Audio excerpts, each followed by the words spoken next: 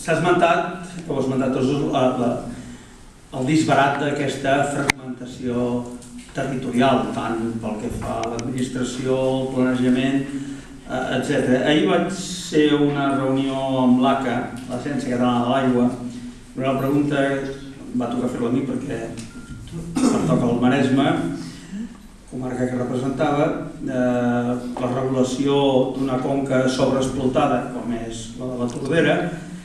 Havíem intentat promoure anys enrere el mecanisme que preveu la llei per aglutinar pagesos, industrials, ajuntaments i la comunitat d'usuaris, aquesta és la figura.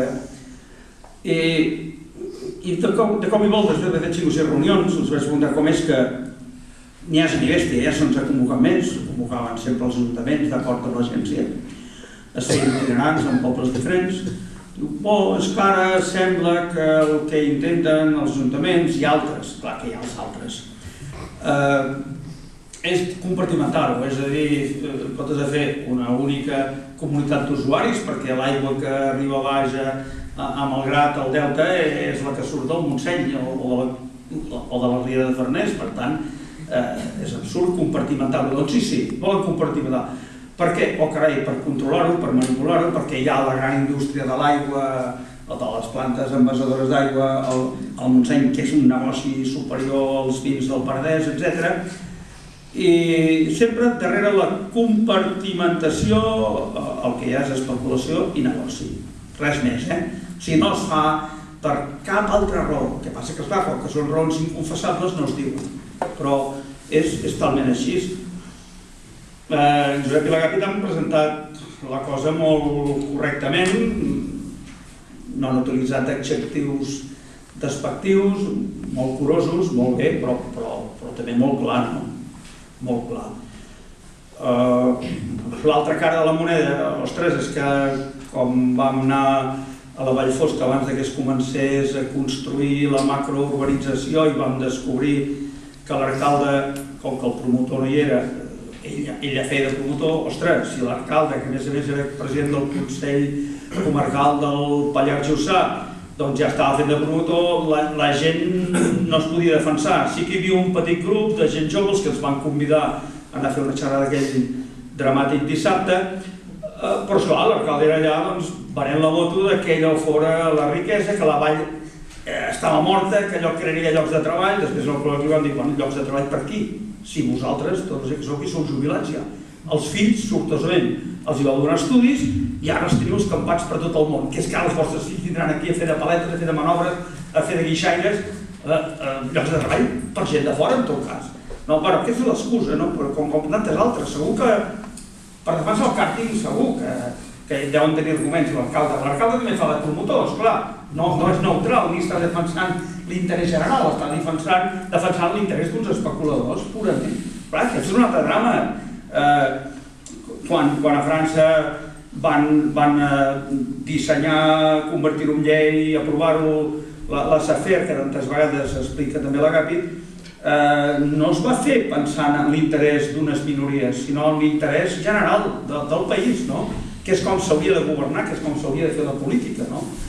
I per tant, ostres, doncs sempre anem contracorrent perquè molts responsables polítics són realment uns irresponsables. A més, juguen brut i encara que ho disfressin amb arguments que això crearà riquesa i llocs de treball i tal, algú s'imagina a la Vall de Napa, que és Estats Units de Califòrnia, és el Penedès d'allà, la zona de producció de vins, i em sembla que ja comencen a elaborar caves també, només que és més gran, Amèrica tot és més gran. Algú s'imagina que fotés un cànting allà al mig o una altra inversió d'aquestes estrafolàries? No, perquè el que venen és paisatge, el que venen és vi, caves i altres productes elaborats relacionats amb aquell territori, amb aquella imatge, amb aquella bona imatge. I una mica, de forma molt intel·ligent, totes les forces vives de l'Alt i Baix Penedès, doncs anys enrere van coincidir que aquest paisatge l'havien de preservar perquè el negoci no eren inversions estrafolàries, sinó que el negoci era el producte primari elaborat i que per tant l'agricultura, sobretot quan s'elabora, el producte crea riquesa i llocs de treball. una de les comarques que menys va acusar la crisi del 73, la crisi del petroli, aquella del 73, que aquí va una mica més tard, 74, 75, que va coincidir amb el començament de la transició política, una de les comarques menys afectades econòmicament va ser la del Penedès, precisament, sobretot l'Alt Penedès. Precisament per això, per tenir un sector primari fort, un paisatge cuidat, però sobretot llavors tot un procés d'elaboració que aquest sí que creava molts llocs de treball, com també en crea el sector primari. I ja està, és així. Aquell cop, aquell dissabte a la Vall Fosca, tenien la gent tan convençuda de que això crearia riquesa i que això tornaria a la vida. Van arribar a dir que la Vall Fosca era morta i que aquesta macrourbanització i les pistes d'esquí i tot això crearia riquesa. I vida, no? Quina vida? La pregunta aquella va ser la mateixa. Els fills tornaran o s'ha de crear vida important personal, que també és una forma legítima de fer-ho, però vaja. Els arguments gairebé que sempre són els mateixos per part dels promotors i per part dels polítics que els donen suport. I avui volem creure que no hi ha pas interessos econòmics al darrere per part dels polítics, sinó que simplement potser s'ho creuen, jo què sé. No sé si fa un any i mig ens van tornar a convidar que pugéssim, aquesta vegada no a fer cap xerrada perquè ja es perd el temps, a veure el desgavell, és a dir, a veure les torres que on hi havien d'anar, els elements aquests de remuntar els esquilors, tot allà tombat, rovellant-se, podrint-se per allà a la muntanya. Però esclar, quan una empresa d'aquesta es fa fallida, i aquesta ha fet fallida, ho ha explicat l'Agapi, no els hi obliguen a deixar el terreny tal com l'havien trobat. Es queda empastifat.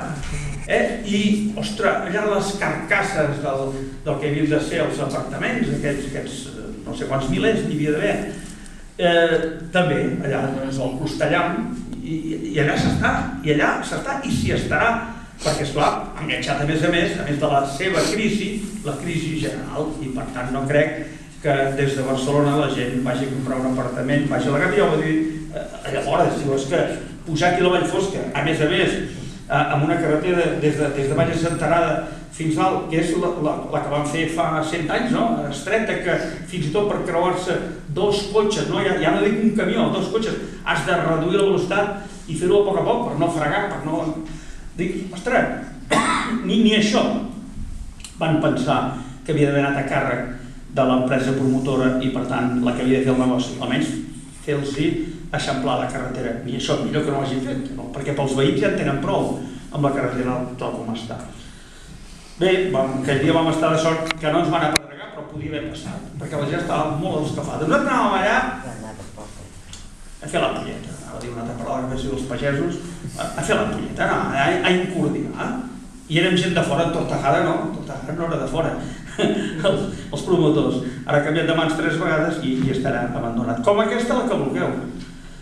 Més dramàtic és el cas d'aquí al Maresme, no ho sé, Tordera, que té un municipi, un terme municipal immens, amb 32 urbanitzacions, fetes als anys 60, començades als anys 60, i que ara s'haurien de posar al dia, però esclar, qui paga?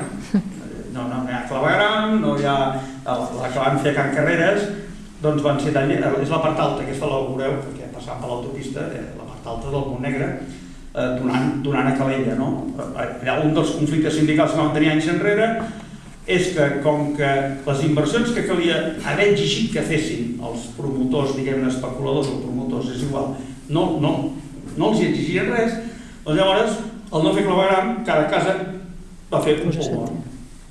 Llavors, com que no hi havia aigua, doncs van començar a bombar aigua salada d'un pou de la capa freàtica de Calella.